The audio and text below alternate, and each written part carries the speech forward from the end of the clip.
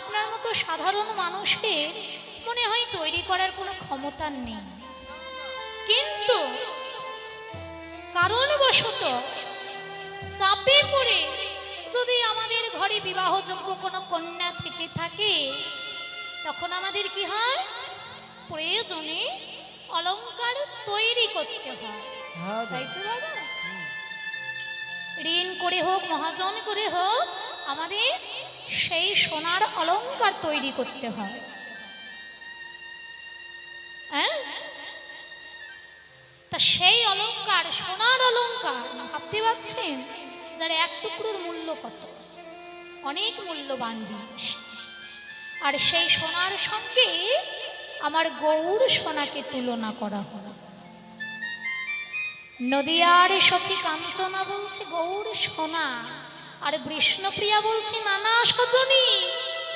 গৌর হরিকে সোনার সঙ্গে যদি তুলনা করা হয়, তাহলে তাকে অবমাননা করা হলো। এই ইহ জগতের সোনার সঙ্গে আমার গৌর সোনার কোনো তুলনা কোনো কালে কোনো দিন হয় নাই, আর হবার নয়। কেননা ইহ জগতের সোনা যদি কোনো ব্যক্তি অঙ্গে ধারণ করে,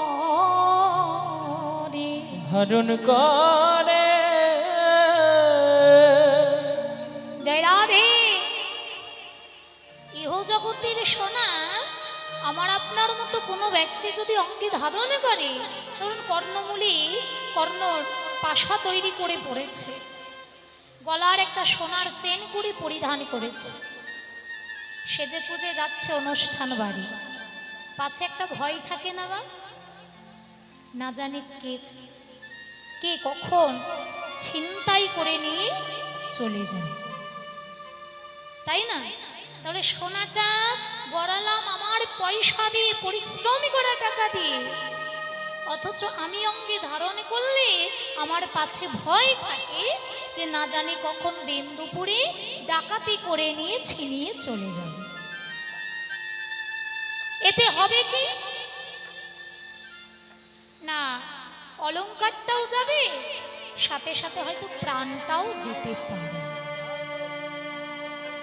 কি তাই না? এ হলো এক নম্বর। আর দ্বিতীয় নম্বর, ওমা এখানে তো অনেক ব্যক্তি রয়েছে, মাগো যদি কারোর বাড়িতে বিশেষ করে সোনা একটু বেশি বেশি থাকে, সোনার অলংকার একটু বেশি বেশি থাকে, দেখবে তার অন্তরে একটু অহংকার ভাব আসে। না জানি আমার কত সোনা, কতই আমার অলংকার, অহংকারে মানুষের তখন আর পেছনের মানুষের দিক ফিরে তাকানো যায় না, এতটাই অহংকার হয়ে যায়। অহংকারের আসনে, অহংকারের সিংহাসনে এতটাই আমরা উঠে যাই যে নিচু ব্যক্তিদের আর আমরা দেখতে পাই না, কি তাই না? কিন্তু সখী বিষ্ণুপ্রিয়া বলছে কাঞ্চনার, তাহলে দেখেছো ইহ জগতের সোনাতে অহংকারও আছে, পাছে আবার ভয়ও রয়েছে। কিন্তু আমারই গৌরী সোনা যদি কোনো ভাগ্যবান ভাগ্যবতী সজনীর একবারে পরমে দয়াল শ্রী গুরু চরণী আশ্রয় করে নিয়ে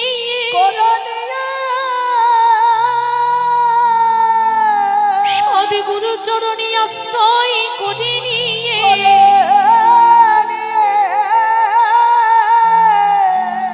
আমার গৌরে সোনা যদি কোনো ভাগ্যবান ভাগ্যবতী আপনি করিতে গৌরী সোনাকে অঙ্গে ধারণ করিতে পারে, এই হৃদয় মাঝে ধারণ করিতে পারে, তার তো অহংকার হয় না বাবা, অহংকারের উৎপত্তি তো হয় না, বরং যদি কোনো অহংকার থেকে থাকে যদি কোনো অহংকার গুচ্ছিত থেকে থাকে, সেই অহংকারটা আস্তে আস্তে আস্তে আস্তে দূরভূত হয়ে যায়। আর দূরভূত হয়ে গিয়ে কি হয়? বলে চুরি চিন্তায় তো কোনো ভয় নেই বললেই চলে। কথাই আছে না, বেদবিধি ছাড়া যা বৈরাগী পাড়া। তাহলে যারা আমার গৌর সোনাকে হৃদয় মাঝারে ধারণ করতে পারে, তার কোনো বেদও লাগে না, তার কোনো বিধি লাগে না, তার কোনো ভয়, তার কোনো আতঙ্ক জীবনে কিছুই থাকে না। গৌর হরি, যা করো গৌরাঙ্গ হরি, আমি তোমায় ছাড়ব না। গৌর হরি বল, হরি বল। এই বলে যদি কোনো ভাগ্যবান ভাগ্যবতী গৌরে সোনা হৃদয় মাঝারে ধারণ করিতে পারে, স্বজনেরে তার জীবনের যত দুঃখ কষ্ট জ্বালা যাতনায় অহংকার সমস্ত কিছু দূরভূত হইবে। তারে প্রেমানন্দে উদয় হয় রে। হৃদয় গৌর হরি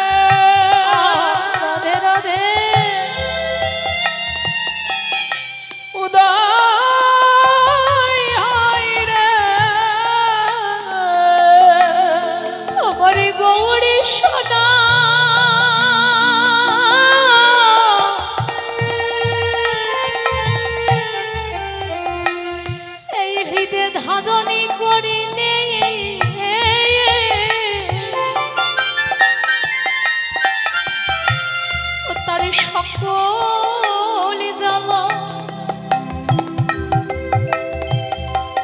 দূরে যায় রে। ও গৌর সোনা, গৌর হরি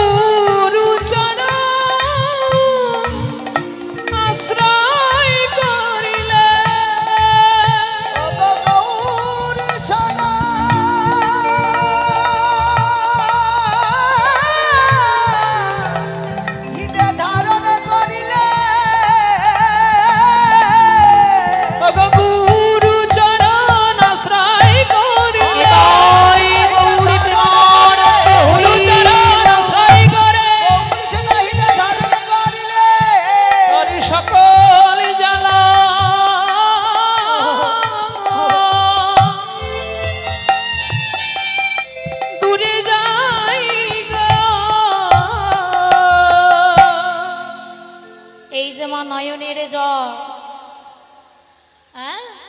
এই নয়নের জল দেখবেন আমাদের কৃষ্ণ নামে প্রবাহিত হয় না বাবা। গৌর নামে সকলের এই অশ্রু প্রবাহিত হয় না। অথচ যখন আমরা মায়াবদ্ধ যে ওই ছেলে মেয়ে দুঃখজনক কথা বলে বা সংসারের সমালোচনা হয় দুঃখ কষ্টের, তখন আমাদের এই নয়নের বাঁধ ভেঙে অঝোর নয়নে আমরা কান্না করি। কিন্তু কান্নারও ভাগ রয়েছে গো। এই চোখের জল, এই চোখের জল যদি আমরা মায়ার কারণে কাঁদি, তাকে বলা হয় মায়া কান্না। আর এই চোখের জলই যদি আমরা গৌর বলি বা কৃষ্ণ বলি, নয়ন জলে ভাসি, একে বলা হয় প্রেম অশ্রুধার। নিতাই গৌর হরি হরি বল হরি বল। একে বলা হয় প্রেমাশ্রু। তাহলে চোখের জলেরও নাম রয়েছে। যদি চোখের জল ফেলা হয় মায়ার সংসারের কারণে, তাকে বলা হয় মায়া কান্না। তা যে আমরা মায়া কান্না কাঁদতে আসিনি, ভবের মাঝে এসেছি আমরা।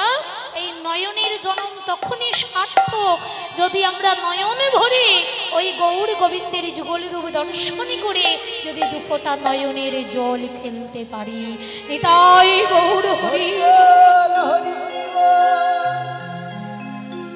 তাই আজকে নদিয়ার নাগরী বলছে কি দেখলাম জানো, সজনীর পীড়িতে মরতে রূপ স্বরূপ ধর ধার পীড়িতি মূরতি কিয়ে রূপ স্বরূপ ধর।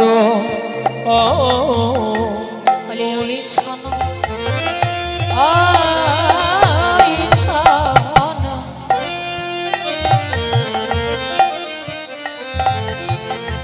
অগৈ ছন গতি অছুমন্ত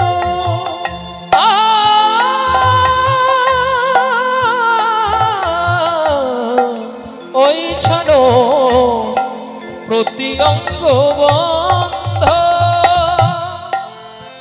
সজনী ওই ছন গতি অজমন্ত প্রতি অঙ্গ বন্ধ। আর কি দেখলাম, বলি আমার যে গৌর হরির মূরতি আমি এক্ষুনি নয়ন ভরে দর্শন করছি। সজনী দেখ দেখ আজকে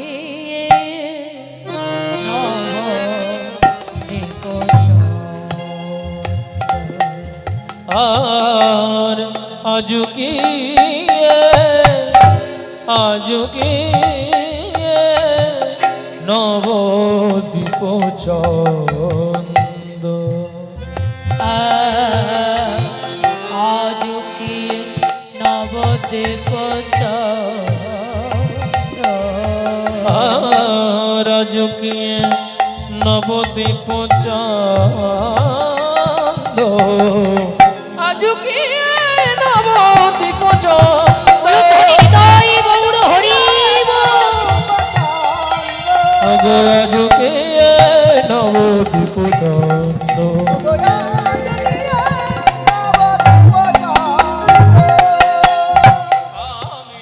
হরে কামিনী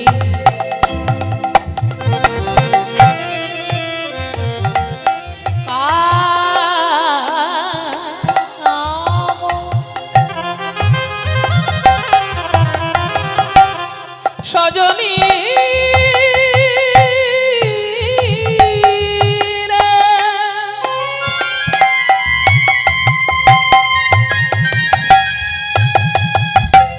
আমার আমার প্রাণ সজনী সজনী প্রাণ সজনী কামিনী কাম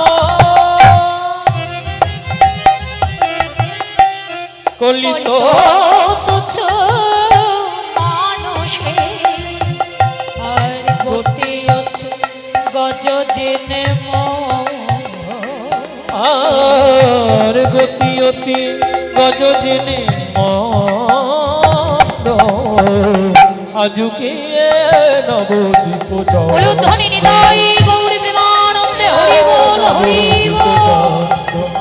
আর আজকে নবদ্বীপ চন্দ। আজকে আজকে আজকে নবদ্বীপ চন্দ। আর মাঝদি নহি পুন বসনে আবৃত তনু কহত হি পূজ বস কণ্ঠ পুলক ঘাম সরভঙ্গ অনুপম অনুপম নয়ন হে জলে পড়ি জলে পরি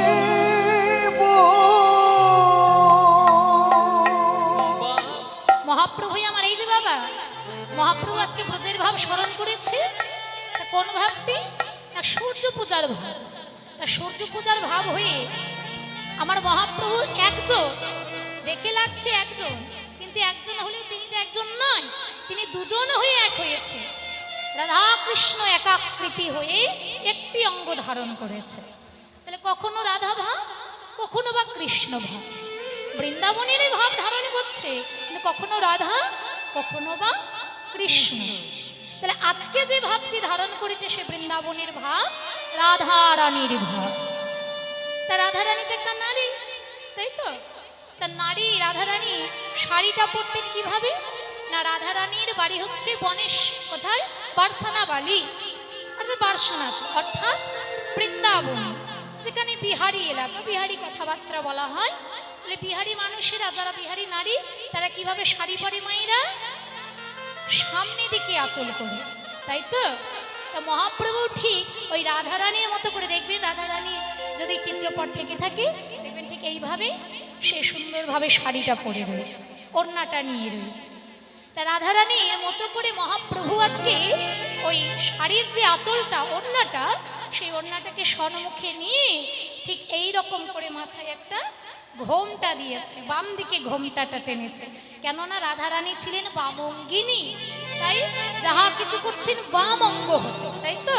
তা মহাপ্রভু আজকে রাধারানীর মতো করে সেই বাম নয়নে দর্শন করছেন, বাম দিকে ঘোমটা টেনে। আজকে বৈষ্ণব দর্শনের তার নিপুণ তুলিটি হাতে নিয়ে বলে, দেখো বাম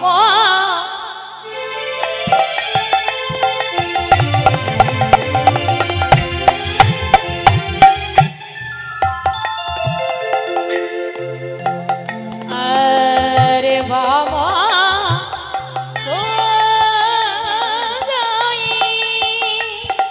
আমার গলারে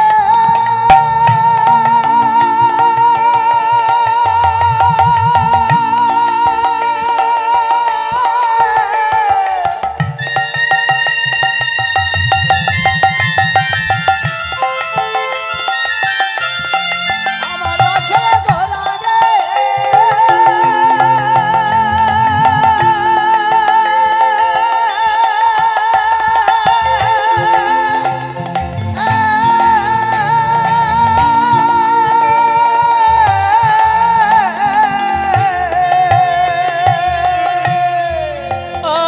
আর বাম ভূ যাহি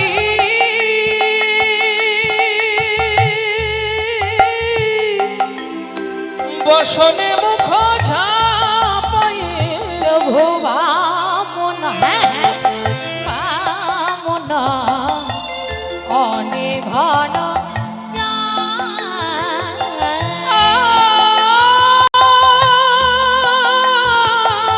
বামন অনেক ঘন চা এই রাধব হন দাস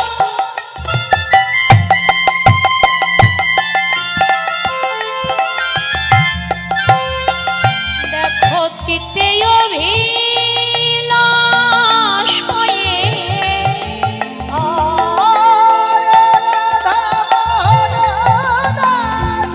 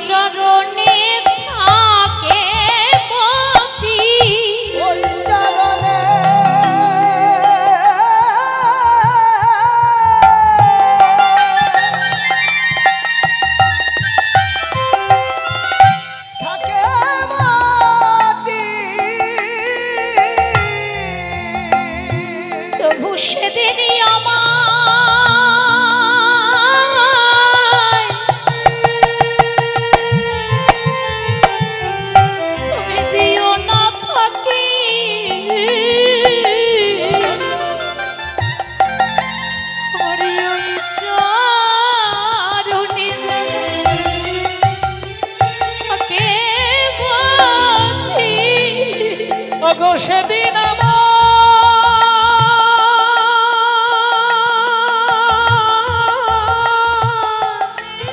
আরে হরি বল হরি বল। ওই চরণে দিয়মতি আমি এই নিবেদন জানাই রাখি প্রভু সেদিন আমায় তুমি দিও না ফাঁকি।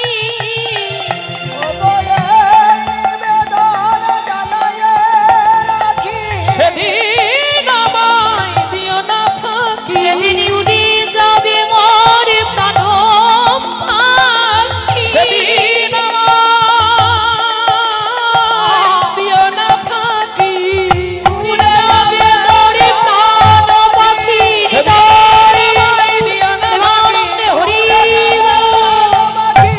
সেদিন আমায় দিও না ফাঁকি আমি এই নিবেদন জানাই রাখি সই চরণ জনু